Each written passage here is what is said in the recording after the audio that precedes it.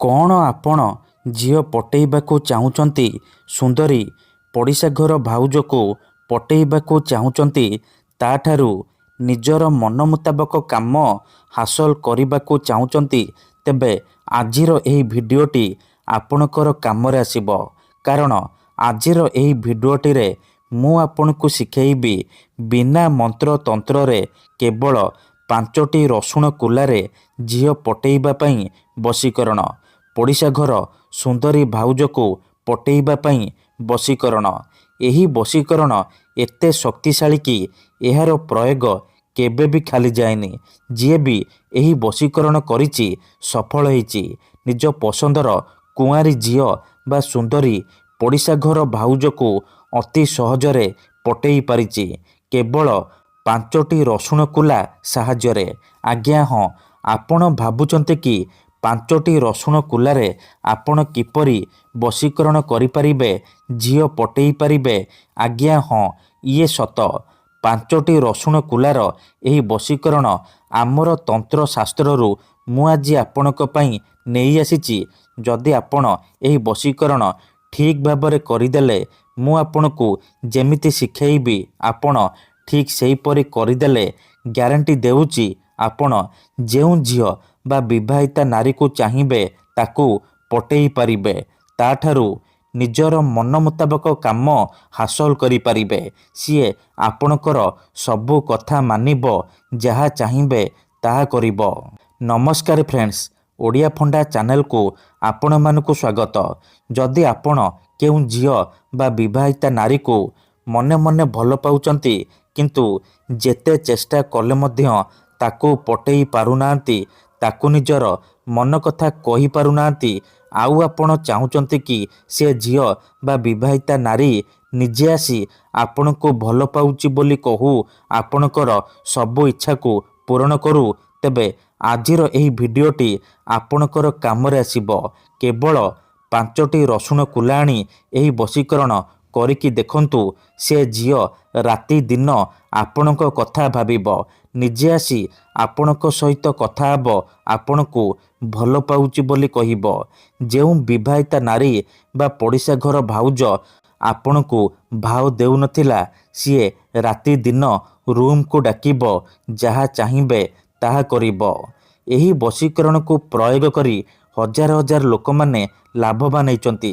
ଆଶା ଛାଡ଼ି ଦେଇଥିବା ଲୋକ ମଧ୍ୟ ନିଜ ପ୍ରେମକୁ ପାଇପାରିଛି। ବିନା ମନ୍ତ୍ର, ବିନା ତନ୍ତ୍ର, ବିନା କିଛି ଜିନିଷ ଖୁଆଇ ପିଆଇ, ବିନା କୌଣସି ପଇସା ଖର୍ଚ୍ଚ କରି ଆପଣ ଘରେ ବସି ବସି ଝିଅ ପଟେଇ ପାରିବେ, ସୁନ୍ଦରୀ ପଡ଼ିଶା ଘର ଭାଉଜକୁ ପଟେଇ ପାରିବେ। ତେଣୁ ମୋର ଆପଣମାନଙ୍କୁ ଅନୁରୋଧ କି ମନରେ କୌଣସି ଖରାପ ଉଦ୍ଦେଶ୍ୟ କିମ୍ବା କୌଣସି ଖରାପ କାମ ପାଇଁ ଏହି ବଶୀକରଣ କରିବେନି।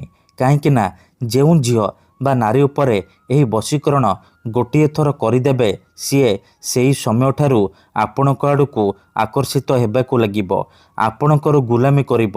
ଆପଣ ତାକୁ ଯାହା କହିବେ, ଯେମିତି କହିବେ ସିଏ କରିବ, କୌଣସି ପ୍ରକାର ବାଧା ଦେବ ନାହିଁ।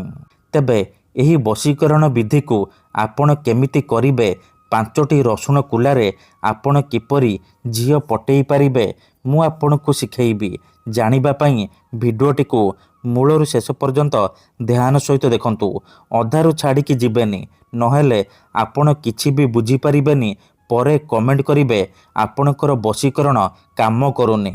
ଦେଖନ୍ତୁ, ମୁଁ ଆପଣଙ୍କୁ ସବୁ ଭିଡ଼ିଓରେ କହୁଛି, ଯେଉଁପରି ଆପଣ ଭଗବାନଙ୍କୁ ମାନୁଛନ୍ତି, ଭଗବାନଙ୍କ ଉପରେ ବିଶ୍ୱାସ ରଖିଛନ୍ତି, ନିଜର ସବୁ ଦୁଃଖ କଷ୍ଟ ଅସୁବିଧା ଭଗବାନଙ୍କୁ ଜଣାଉଛନ୍ତି, ଯଦି ସେ ଅସୁବିଧାର ସମାଧାନ ନ ହେଲା, ତା'ର ମାନେ ନୁହେଁ କି ଭଗବାନ ନାହାନ୍ତି।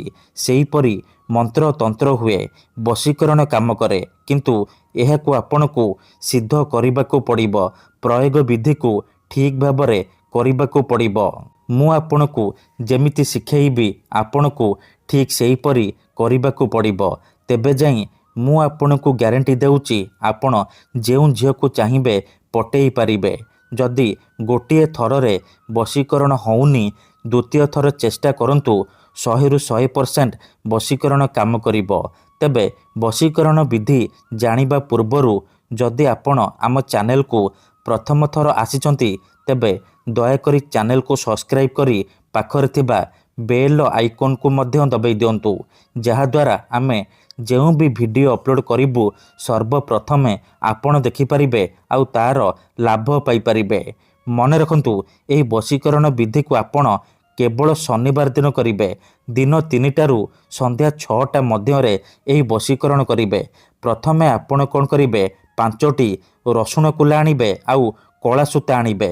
ତାପରେ 5ଟି ରସୁଣ କୁଲା ଆଉ କଳା ସୂତା ସାହାଯ୍ୟରେ ଗୋଟିଏ ମାଳ ତିଆରି କରିବେ। ସେ 5ଟି ରସୁଣ କୁଲାରୁ ଗୋଟିଏ ରସୁଣ କୁଲାକୁ ଛୁଇଁବେ, ଗୋଟିଏ ଥର ସେ ଝିଅର ନାମ କହିବେ।